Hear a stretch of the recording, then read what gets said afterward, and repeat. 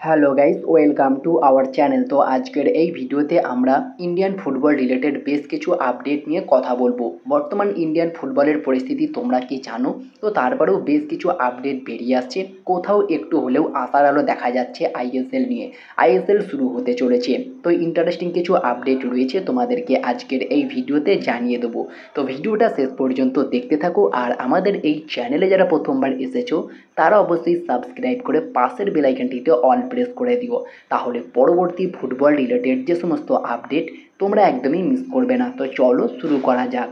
প্রথমেই আমরা কথা বলে নেব ইস্ট বেঙ্গলের আপডেট নিয়ে। তো ইস্ট বেঙ্গল সুপার কাপের সেমিফাইনাল ম্যাচ খেলবে 4 ডিসেম্বর, তোমরা জানো। আর সেই ম্যাচের প্রস্তুতি অনেক আগেই শুরু করে দিয়েছে। প্রথমে অস্কার ব্রুজন যোগ না দিলেও পরে অস্কার ব্রুজো যোগ দিয়েছেন টিমের সঙ্গে। তবে সল ক্রিস্পো এবং গোলকিপার প্রভসুখন সিং গিলকে নিয়ে একটু চিন্তার কারণ ছিল, তারা কিন্তু অনুশীলন করতে পারছিলেন না। সল ক্রিস্পোর কিছুটা ইঞ্জুরি দেখা গিয়েছিল এবং গোলকিপার প্রভসুখন সিং গিল তার কিছুটা অসুস্থতা দেখা গিয়েছিল, যার ফলে দুজনেই অনুশীলন করতে পারেনি, মানে ডেঙ্গুতে আক্রান্ত হয়েছিল বলে এমন একটা আপডেট তোমাদেরকেও জানিয়েছিলাম। তো ফাইনালি তারা দুজন অনুশীলনে ফিরেছে। অস্কার ব্রুজন তিনিও মেন টিমে যোগ দিয়েছেন এবং পুরো দমে অনুশীলন শুরু করেছে বর্তমানে ইস্ট বেঙ্গল টিম। এরপরে যদি আমরা কথা বলি আইএসএল এর কিছু দুর্দান্ত বিদেশি প্লেয়ার যারা আইএসএল এর দারুণ পারফরমেন্স করার পরেও আইএসএল শুরু না হওয়ার কারণে আইএসএল এর ক্লাব ছেড়ে অন্যান্য বিদেশি লিগের ক্লাবে যোগ দিয়েছেন। তো বেশ কিছু বড় বড় নাম সেখানে রয়েছে। প্রথম যে বড় নামটা রয়েছে সেটা পাঞ্জাব এফসির দুর্দান্ত অ্যাটাকিং মিডফিল্ডার ফিলিপ মৃজলজাক, একজন 32 বছর বয়সী কোরিয়েশিয়ার ডিফেন্সিভ মিডফিল্ডের পাশাপাশি সেন্ট্রাল অ্যাটাকিং মিডফিল্ডার পজিশনে খেলতে পারে। বর্তমান মার্কেট ভ্যালু 4 কোটি টাকা, আর বর্তমানে তিনি কোরিয়েশিয়ার একটি ফার্স্ট ডিভিশন ক্লাবে যোগ দিয়েছেন এবং এটা অফিসিয়ালি কনফার্ম। পাশাপাশি আরও একজন পাঞ্জাব এফসির প্লেয়ার, যিনিও কিন্তু পাঞ্জাব এফসিতে দুর্দান্ত ভরসা দেখিয়েছিলেন, একজন দুর্দান্ত বিদেশি ডিফেন্ডার যার নাম ইভান নোভোসেলিচ। আর ইভান নোভোসেলিচকে নিয়ে যদি আমরা কথা বলি, তিনিও কিন্তু একজন 30 বছর বয়সী কোরিয়েশিয়ার সেন্টার ব্যাক, যার বর্তমান মার্কেট ভ্যালু 2.4 কোটি টাকা। আর তিনিও কিন্তু পাঞ্জাব এফসি ছাড়ার পর ইরাকের স্টার্স লিগের একটি ক্লাবে যোগ দিয়েছেন এবং সেটা অফিসিয়ালি কনফার্ম। পাশাপাশি কেরালা ব্লাস্টার্স এফসির আরও একজন দুর্দান্ত বিদেশি ডিফেন্ডার যার নাম আলেকজান্দ্রে কোয়েফ, লাস্ট ইয়ার কেরালা দলে যোগ দিয়েছিলেন। আর তিনি একজন 33 বছর বয়সী ফ্রান্সের সেন্টার ব্যাকের পাশাপাশি ডিফেন্সিভ মিডফিল্ডার পজিশনে খেলতে পারে। বর্তমান মার্কেট ভ্যালু 1.6 কোটি টাকা, আর তিনিও কিন্তু ফ্রান্সের একটি ক্লাবে যোগ দিয়েছেন। পাশাপাশি বেঙ্গালুরু এফসির একজন দুর্দান্ত সেন্ট্রাল মিডফিল্ডার যার নাম পেদ্রো ক্যাপো, যিনি একজন 34 বছর বয়সী স্প্যানিশ সেন্ট্রাল মিডফিল্ডার।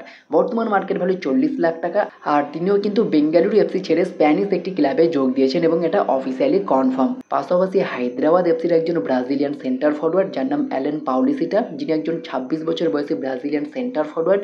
বর্তমান মার্কেট ভ্যালু 1.6 কোটি টাকা। তিনিও কিন্তু হায়দ্রাবাদ এফসি ছাড়ার পর আল সাহিল এফসিতে যোগ দিয়েছেন।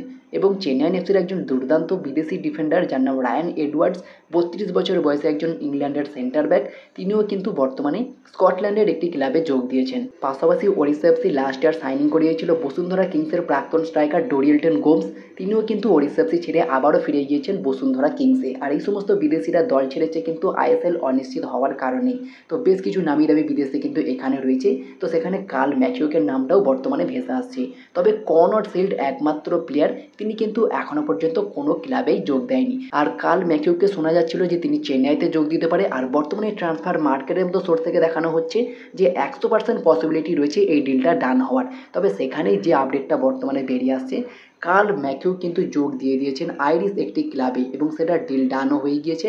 বর্তমানে এই খবরটাই বেরিয়ে আসছে।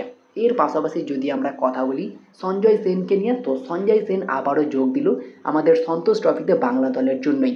বাংলা দলের হেড কোচের পদে আবারও তিনি যোগ দিলেন। গত মরশুমে চ্যাম্পিয়ন করিয়েছিল, তো আরও একবার দায়িত্ব তুলে নিল এই সঞ্জয় সেন।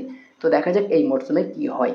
এরপরে যদি আমরা কথা বলি আমাদের ভারতীয় টিমকে নিয়ে, তো বাংলাদেশের কাছে হারার পর কিন্তু অনেক সমালোচনার মুখে পড়েছে আমাদের ভারতীয় দল। তো সেখানেই লাস্ট 4টে কোচের আন্ডারে আমাদের ভারতীয় টিমের পারফরমেন্স কেমন সেটা তোমাদেরকে জানাই। প্রথম যখন স্টিফেন কনস্ট্যান্টাইন আসে, তখন আমাদের ভারতীয় টিম 7 ম্যাচের পর 6 পয়েন্ট কালেক্ট করতে পেরেছিল।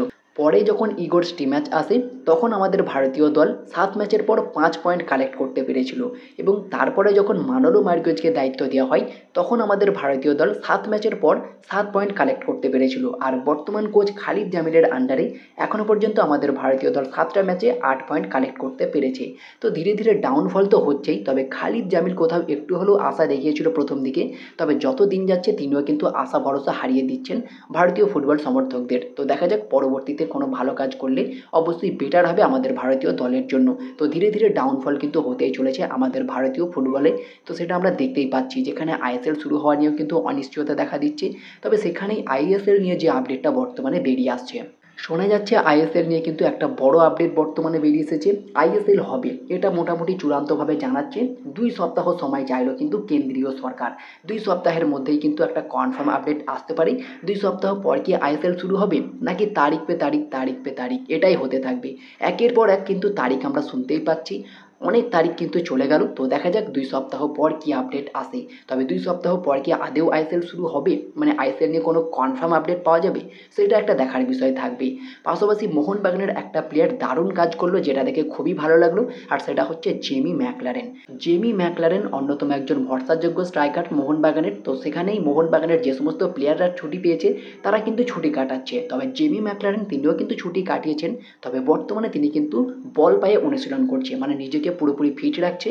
যে কোনো মুহূর্তে হয়তো ডাক পেতে পারে, আইএসএল শুরু হতে পারে, যার ফলে নিজেকে পুরোপুরিভাবে ফিট রাখছে। এটা কিন্তু আমরা দেখলাম রবসন রবিনোকেও করতে। তো তারপরে আবার জেমি ম্যাকলারেন কিন্তু এই দারুণ কাজটা করলো। তিনি কিন্তু বল পায়ে অনুশীলন করছে, তোমরা স্ক্রিনের ওপরে দেখতেই পাচ্ছ, নিজেকে পুরোপুরি ফিট রাখছে। তো দেখা যাক 2 সপ্তাহ সময় তো চেয়েছে কেন্দ্রীয় সরকার। 2 সপ্তাহ পর যদি কোনো ভালো আপডেট আসে অবশ্যই তোমাদেরকে জানাবো। তো এই ছিল আজকের ভিডিওটি ভালো লাগলে লাইক শেয়ার কমেন্ট করে আমাদের চ্যানেলটিকে সাবস্ক্রাইব করে দিও। তো দেখা হচ্ছে নেক্সট ভিডিওতে। Bye bye, have a good day.